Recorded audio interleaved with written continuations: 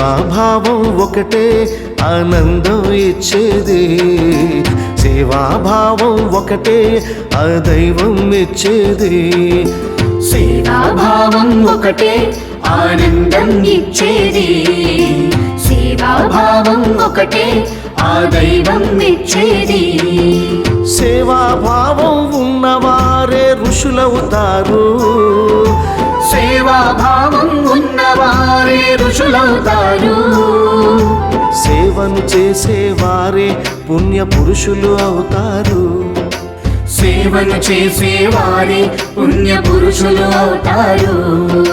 మానవ సేవే మాధవ సేవా, పరుల సేవే పరమాత్ముని సేవా.